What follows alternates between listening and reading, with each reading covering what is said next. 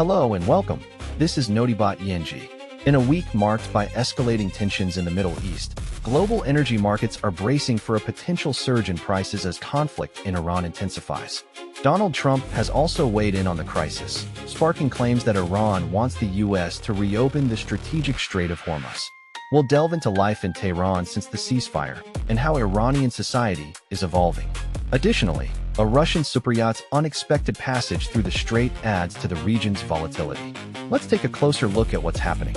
As global markets continue to grapple with rising tensions in the Middle East, a new forecast has emerged that could send shockwaves through energy prices worldwide. According to the World Bank, the ongoing war in the Middle East is expected to have a significant impact on global energy prices, with costs projected to surge by 24% this year. This would mark the highest level of energy prices since Russia's full-scale invasion of Ukraine in 2022. The World Bank's chief economist, Indermit Gill, attributes the expected price increase to the war's cumulative effects on the global economy. The war is hitting the global economy in cumulative waves, first through higher energy prices, then higher food prices, and finally, higher inflation, Gill said. The surge in energy costs is primarily driven by the conflict in Yemen, where Iran-backed Houthi rebels have been fighting the government. The situation has led to a significant disruption in oil production and exports from the region. As a result, countries around the world are expected to feel the pinch at the pump, with consumers facing higher prices for energy-intensive goods and services. This could have significant implications for businesses and households alike, particularly those that rely heavily on energy for their operations or daily lives. The World Bank's projections also highlight the impact of the war on fertilizer affordability. With urea prices expected to surge by 60% this year, fertilizer costs are set to jump by 31%, dragging affordability to its worst since 2022.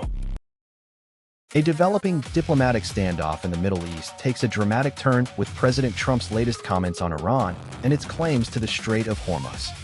U.S. President Donald Trump has made unverified claims on his Truth Social post that Iran's leadership is in a state of collapse and wants the U.S. to open the Strait of Hormuz as soon as possible. According to Trump, Tehran told Washington it was in a state of collapse. However, we have not been able to verify these claims. Iran has not commented on Trump's statement yet. The country's supreme leader, Mojtaba Khamenei, is reportedly severely injured. Lawmakers are divided on negotiations about Tehran's nuclear program. Meanwhile, Iran put forward a new proposal for a ceasefire deal focused on opening the Strait of Hormuz, setting aside discussions on nuclear weapons and other issues. The U.S. blockade of Iran's ports has been a major point of contention in the conflict. Recently, a superyacht owned by Russian billionaire Alexei Mordashov was able to transit the blockaded Strait of Hormuz after undergoing maintenance in Dubai. The yacht, called Nord, sailed under a Russian flag and crossed the strait on an approved route in compliance with international maritime law. This development raises questions about how the multi-deck pleasure vessel gained permission to sail through the commercially important waterway. It has been unclear how the Nord gained permission, but it is clear that neither Iran nor the U.S. objected to its passage. This incident highlights the complexities of the conflict and the ways in which external actors are navigating the restrictions on the Strait of Hormuz.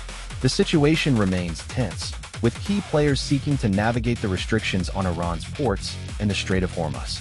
As the crisis deepens, it is essential to verify information through credible sources before drawing conclusions. As Iran adjusts to a fragile peace, we take a closer look at how life in Tehran is changing and what this means for its society.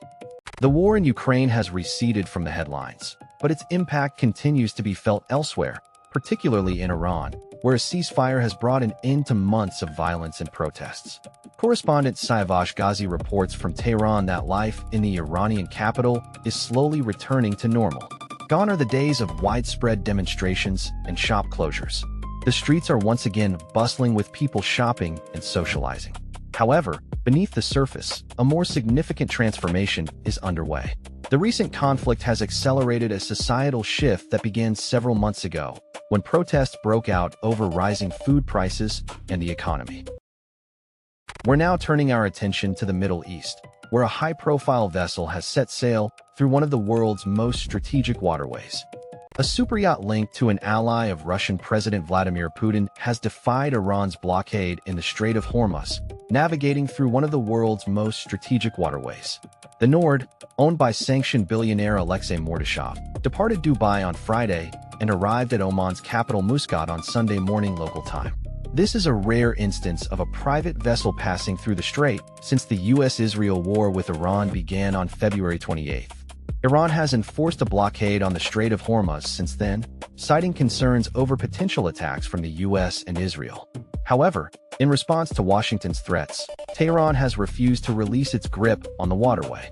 The Iranian government has declared the strait open, but only allows vessels that comply with its demands. The Nord's passage is seen as a brazen move by Russia, which has strengthened ties with Iran. This comes as the U.S. and international shipping groups have condemned Iran's decision to start collecting toll fees from ships in the strait, describing it as unacceptable. The Iranian Revolutionary Guard Corps, IRGC, has also seized 2 cargo ships and fired on a 3rd vessel in the region. The incident highlights the complex web of alliances and rivalries between global powers. Russia's support for Iran is seen as a significant blow to U.S. efforts to isolate Tehran. The standoff over the Strait of Hormuz is also a major concern for global energy markets, with thousands of ships still waiting to pass through the waterway. As tensions between major global powers escalate, world leaders are converging on a critical summit in Saudi Arabia to address ongoing regional conflicts. Gulf leaders meet in Saudi Arabia amid ongoing war with Iran. Leaders from 6 Gulf Cooperation Council countries are gathering in Saudi Arabia for a rare face-to-face meeting, aimed at crafting a unified response to Iranian missile and drone attacks. The summit comes as tensions between the U.S. and Iran remain high, following a series of strikes on key infrastructure in GCC states. The war, which began in February after the U.S. and Israel launched airstrikes on Iran, has seen significant damage to infrastructure in all 6 GCC countries. U.S.-linked firms and military bases have been targeted, with attacks subsiding since the U.S. and Iran entered a ceasefire on April 8. However, talks between Gulf leaders and their counterparts are inconclusive, leaving kingdoms wary of Iranian aggression. Qatar's emir, Kuwait's crown prince, Bahrain's king, and the UAE foreign minister have all arrived in Jeddah to attend the summit. Saudi Arabia, which hosts the GCC headquarters, is expected to play a key role in facilitating discussions. Oman, the only remaining member of the GCC not represented at the meeting, has yet to confirm its attendance. The GCC's response to Iranian aggression has been criticized by senior UAE official Anwar Gargash, who stated that the Council's position was the weakest in history. He also questioned the effectiveness of regional organizations in addressing security threats. The summit is seen as a crucial test of Gulf unity and cooperation in the face of external challenges. With Iran's nuclear program and regional influence on the rise, the GCC must navigate complex geopolitics to ensure stability in the region. And that's all for today's news recap. We'll continue to monitor the situation in the Middle East and bring you updates as more information becomes available. Thank you for watching. If you want to stay informed on the latest developments, please subscribe to our channel and follow us on social media. Join us tomorrow for another edition of our daily news summary.